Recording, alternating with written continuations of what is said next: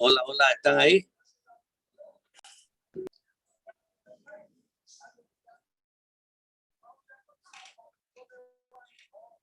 Buen día, buen día.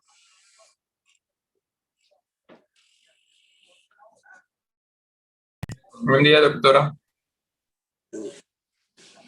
Jóvenes, buen día. Hay 17 personas solamente. Y anoche les avisé. Vamos a tener que comenzar nomás. No hay mucho interés, la verdad. No hay mucho interés. Es lo que noto yo. No sé si será en todas las materias así. Pero acá no hay mucho interés. Bueno, nuestro tema que vamos a avanzar se llama neumotórax ahora. Neumotórax. ¿Me están escuchando, no? Sí, doctor. Ya. El neumotórax se define como la presencia de aire en el espacio pleural. Acuérdense que ya hablamos de derrame pleural. Ya. Este es un tipo de derrame también en neumotórax, no se olvide. Es la presencia de aire en el espacio pleural. La entrada de aire en la cavidad pleural puede causar un mayor o menor colapso pulmonar. Eso va a depender, lógicamente, de la cantidad de aire que pueda penetrar dentro del pulmón. Al ingresar el aire al pulmón, hay repercusión en la mecánica respiratoria, es decir, hay repercusión en la respiración, perfusión de ese paciente. Incluso hay, dice, repercusión en la situación hemodinámica del paciente. Puede bajar la presión arterial, etcétera, etcétera. Un neumotórax es un colapso pulmonar. El aire hace presión en la parte de afuera del pulmón y se colapsa el pulmón. La cavidad pleural es un espacio casi virtual, ustedes ya lo saben eso, que está separada la pleura visceral y la parietal. Ustedes saben, las dos hojas están separadas por un pequeño espacio donde hay una pequeña cantidad de líquido de 15 a 20 ml, acuérdense, que actúa como lubricante. La presión intrapleural es subatmosférica, es decir, es negativa durante todo el ciclo respiratorio, ¿ya?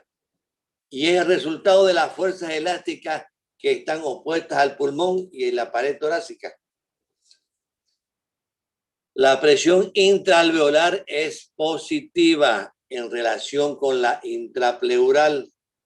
Esto hace de que de afuera ayude a mantener el pulmón en expansión durante la respiración.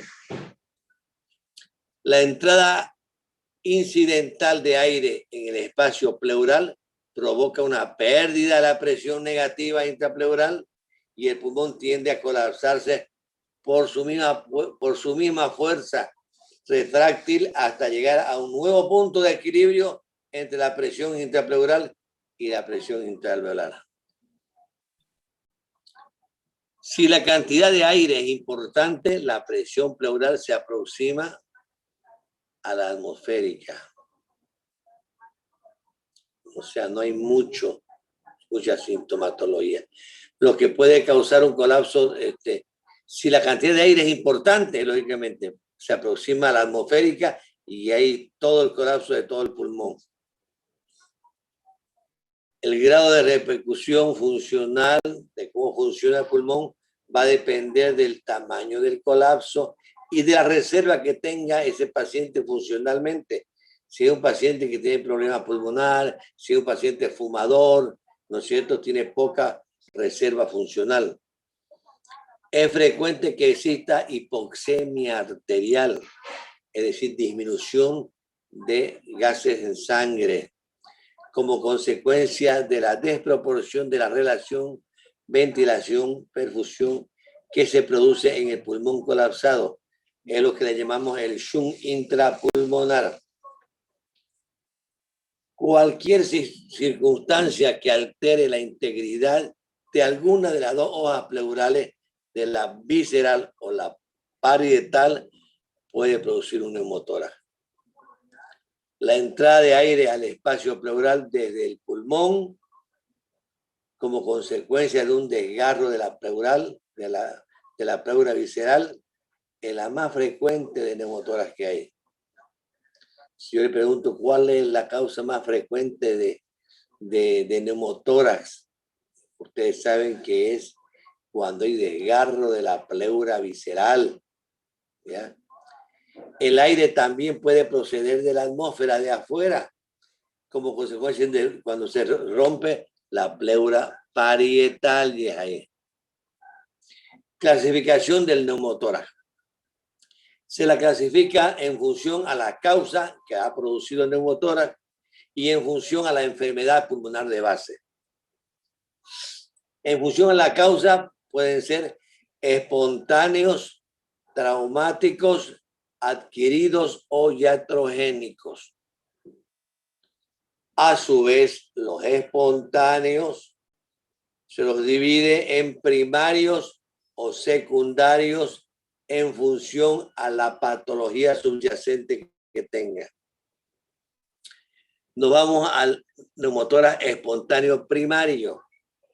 Ocurre en individuos aparentemente sanos, sin enfermedades pulmonares, conocidas lógicamente. Afecta a jóvenes con un pico de incidencia entre los 20 y 40 años de edad y es más frecuente en varones con un varones de 6-1 con las mujeres, ¿no es cierto? Con predilección por individuos altos, delgados y habitualmente fumadores. El neumotórax espontáneo secundario en pacientes con patología pulmonar previa.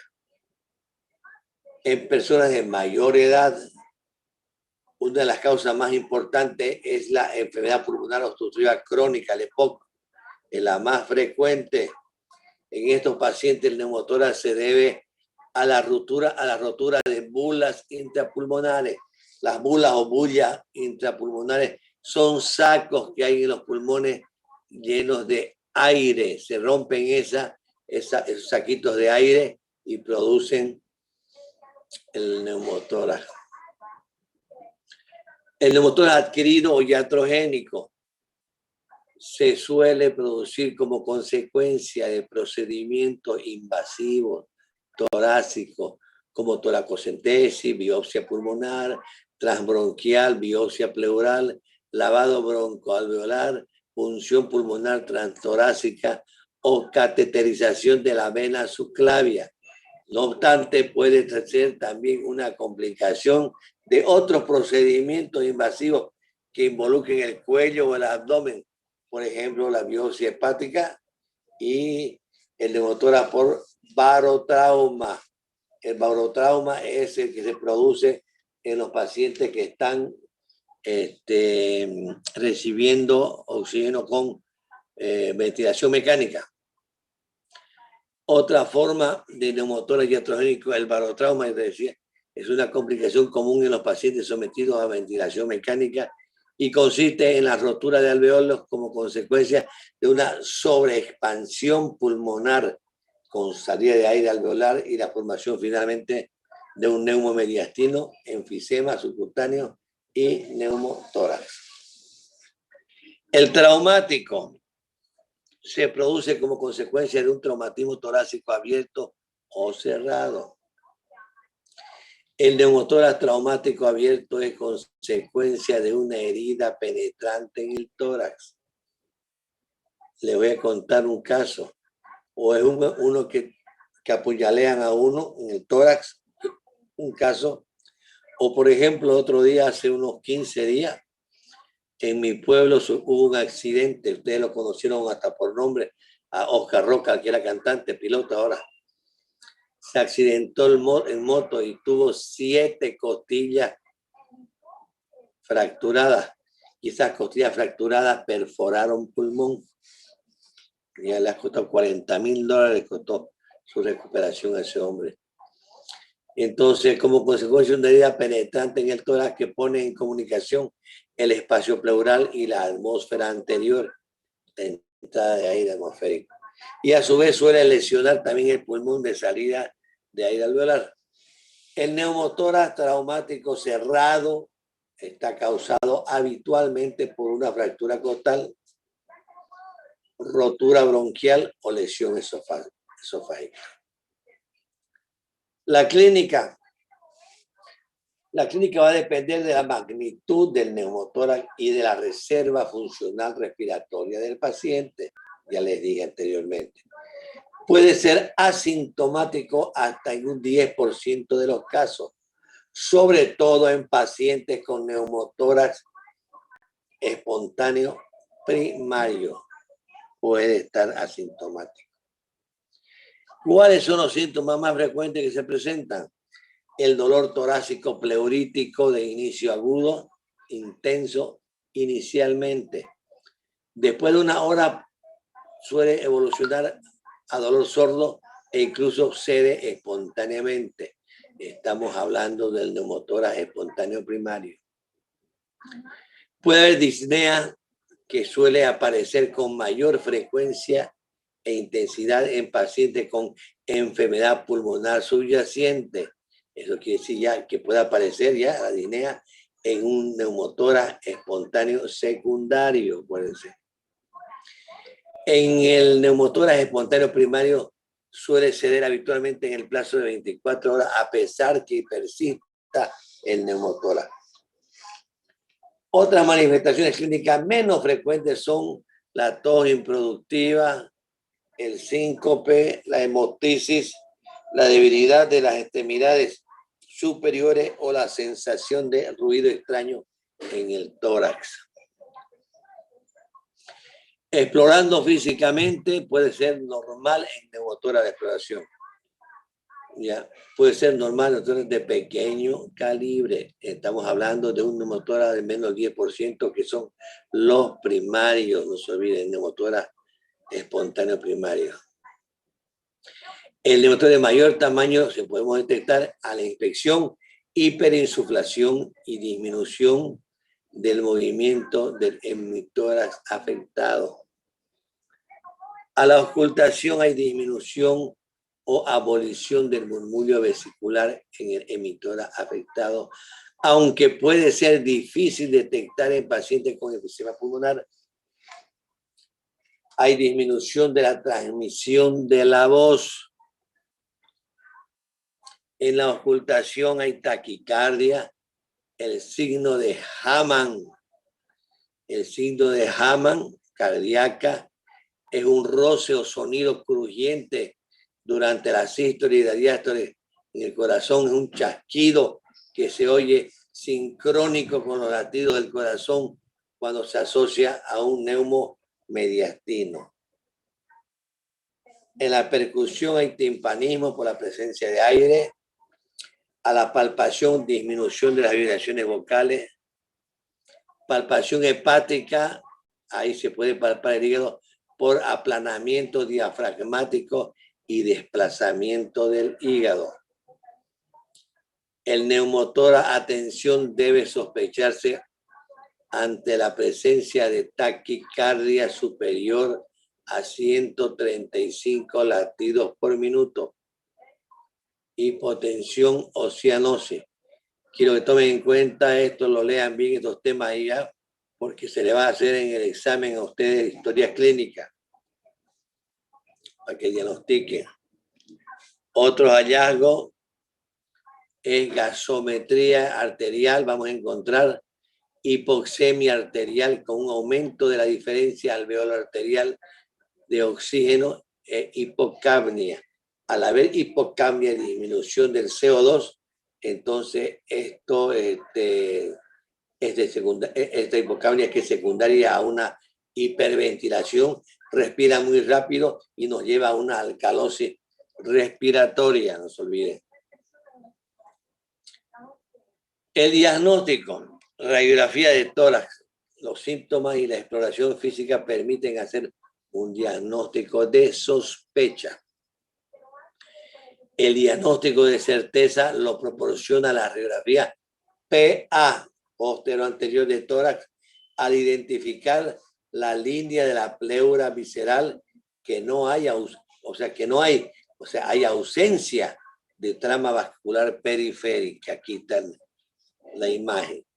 Si ustedes se fijan, están las flechitas, tiene que haber sus pequeñas tramitas, ¿ya?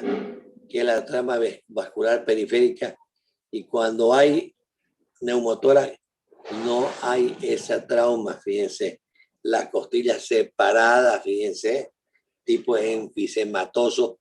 La persona con enfisema, las costillas unas con otras están bien separadas del esfuerzo que hacen para respirar, se separan la distancia entre costilla y costilla, bien abierto, lo ven.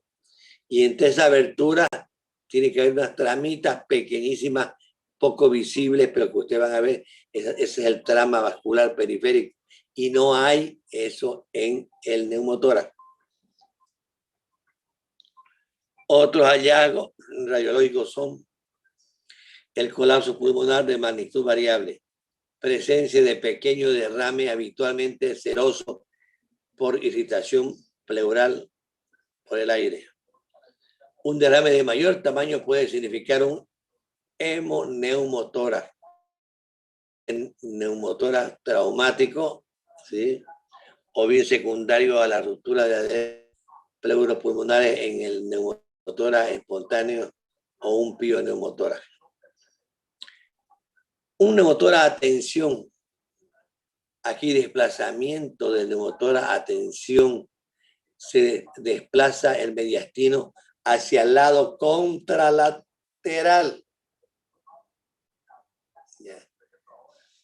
Y hay depresión ipsilateral, se llama.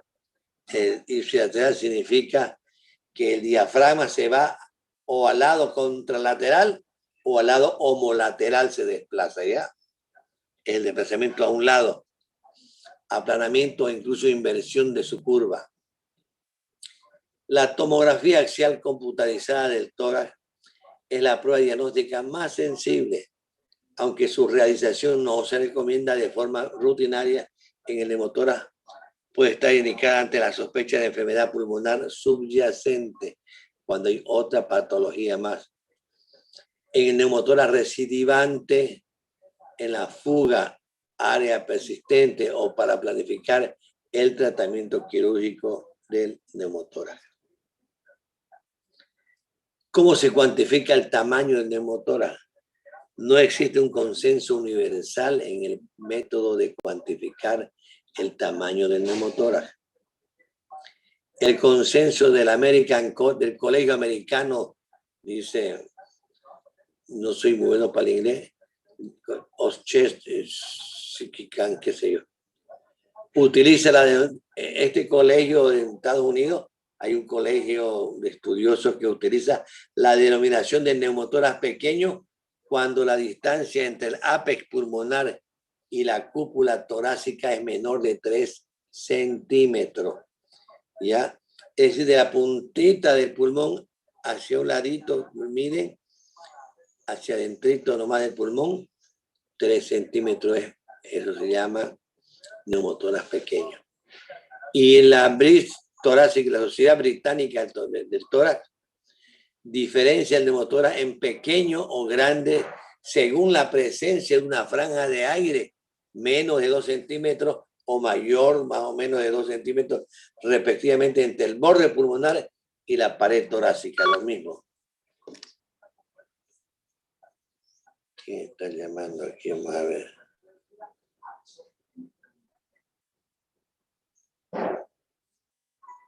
Tratamiento. La ausencia de consenso universal sobre las pautas a seguir en el tratamiento del neumotórax genera una gran diferencia de actuación entre los diversos grupos de trabajo, médicos o quirúrgicos. Se basan principalmente en opiniones de expertos. El tratamiento debe cumplir dos objetivos del tratamiento: reexpansión de los pulmones y prevención de las recurrencias. La elección del tratamiento inicial va a depender del tamaño del neumotórax, de la situación clínica del paciente y la existencia de enfermedad pulmonar subyacente. La reexpansión pulmonar reposo y oxigenoterapia. Estas medidas favorecen la absorción de aire intrapleural. Están indicadas en neumotoras primarios de pequeño tamaño, menos de 15%, y escasamente sintomático. Los pacientes deben permanecer en observación hospitalaria de 12 a 24 horas y pueden ser dados de alta tras descartar la progresión del neumotórax mediante una nueva radiografía. Se debe indicar reposo en domicilio y aconsejar al paciente que acuda nuevamente al hospital si se intensifican sus síntomas. Los pacientes que no tengan un fácil acceso al hospital deben ser ingresados. Debe realizar su seguimiento ambulatorio hasta que se observe una reexpansión pulmonar completa. Los neumotores espontáneos secundarios de pequeño tamaño, los que tienen una patología subyacente, dice, de 0 a menos de 1 centímetro de separación entre la pleura visceral y la pared torácica y asintomático. Estos pacientes deben ser ingresados. Se aplicará oxigenoterapia durante su estancia hospitalaria. La inhalación de concentraciones altas de oxígeno de 10 litros por minuto pueden reducir la presión total de gases en los capilares pleurales mediante la reducción de la presión parcial de nitrógeno, por lo que aumenta el gradiente de presión entre los capilares pleurales y la cavidad pleural y se incrementa, por tanto, la absorción de aire intrapleural. En un neumotórax espontáneo primario de mayor tamaño, más de 15%, el tipo de drenaje se hace inserción de un tubo de drenaje de 20 a 28 French de calibre, equivalente a 1 milímetro, y posterior conexión al sistema de drenaje bajo agua o válvula de flujo unidireccional que permiten una deambulación precoz, sello de agua le llaman. Se puede utilizar catéteres de 7 a 14 French de calibre, aunque son propensos a acodarse y obstruirse por fibrina o coágulo, por lo que deben reservarse a neumotoras sin derrame pleural en los que no exista sospecha de fuga de aire importante. Si la reexpansión pulmonar no se consigue con estos catéteres, debe insertarse un tubo de drenaje convencional. La Sociedad Británica de Tórax, sin embargo, propone la aspiración simple como primer paso en todos los neumotórax primarios. Y resumiendo, el objetivo terapéutico del neumotórax es la reexpansión del pulmón con la menor morbilidad posible, evitar la recidiva y tratar de forma adecuada los síntomas que provoca, entre ellos una adecuada analgesia, así como la enfermedad de base que lo ha provocado en los casos secundarios. La solución del problema radica en una adecuada utilización de los tratamientos existentes, lo que no significa que haya que abandonar la investigación de nuevas opciones. Muy bien, jóvenes y señoritas, ese es el tema del neumotórax. Es parecido al que hemos pasado de derrame pleural, un poquito más, cositas, pero se parecen los temas. ¿Me escucharon? Sí, doctor. Sí, doctor. Me decían el otro día que no les pasé el tema que le hice del leptospirosis. Ah, no, eso es en tropical.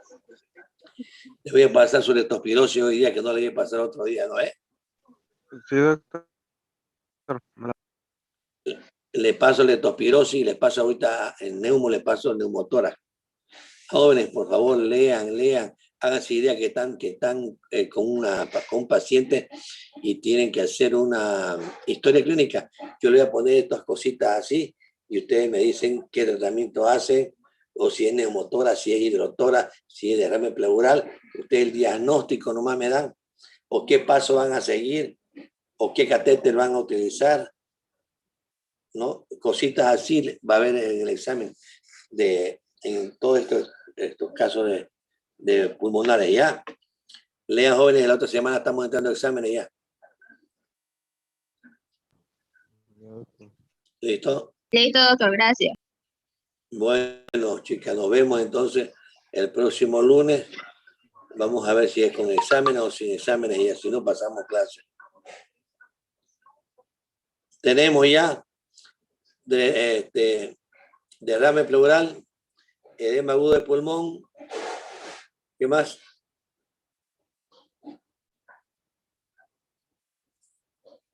¿Qué más pasamos?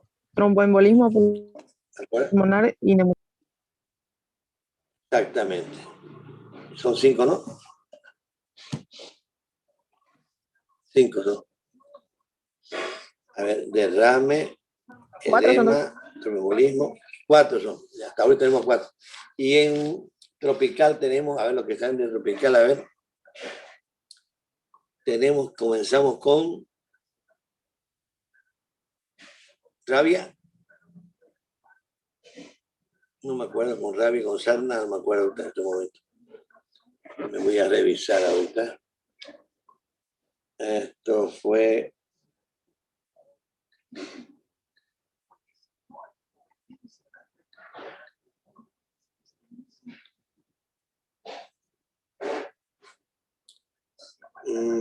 tenemos...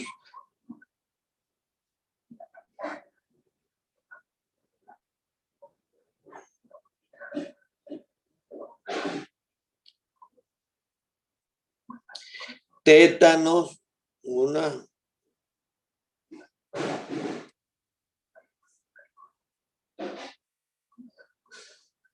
¿Qué más? Doctor, igual tenemos sarna y rabia.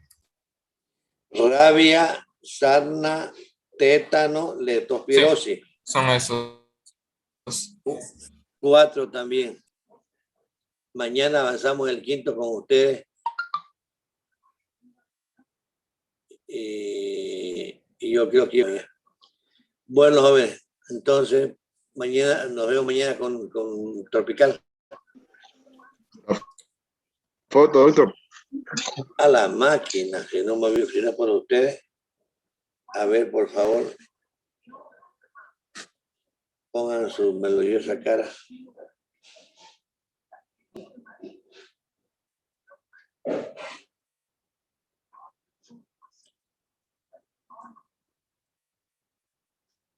Esil Castellón Aguirre.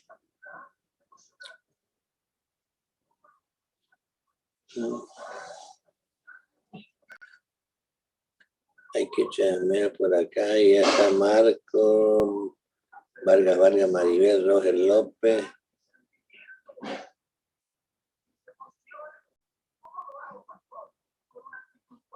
Pablo.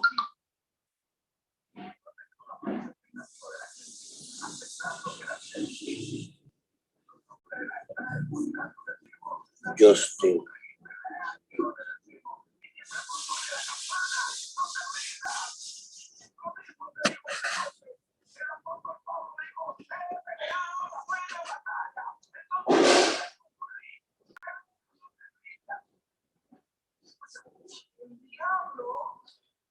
Justin está repetido por todas partes.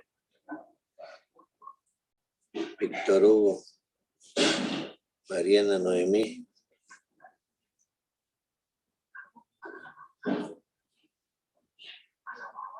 Roger. Ya dije. Wendy. José Ángel, que te dije. González Castellón también. Bueno, no son que mucho. Quiero ver la carita y los nombrecitos, quiero que me los memorizo y las fotos más. Porque son los que tienen interés, porque no vale la pena a veces colaborar a los que no tienen interés. Ya les he dicho 1000 veces. No se puede.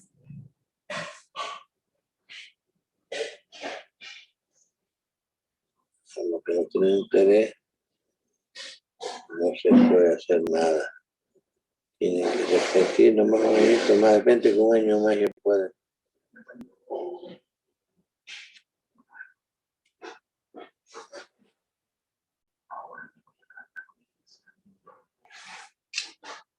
Listo. Listo, jóvenes, nos vemos entonces mañana. Hasta luego, doctor. Que pasen buen día. Sigan su clase ya. Hasta luego, doctor. Hasta luego, doctor. Chao, chao, jóvenes, chao.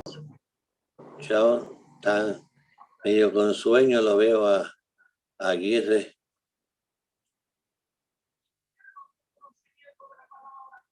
te levantas.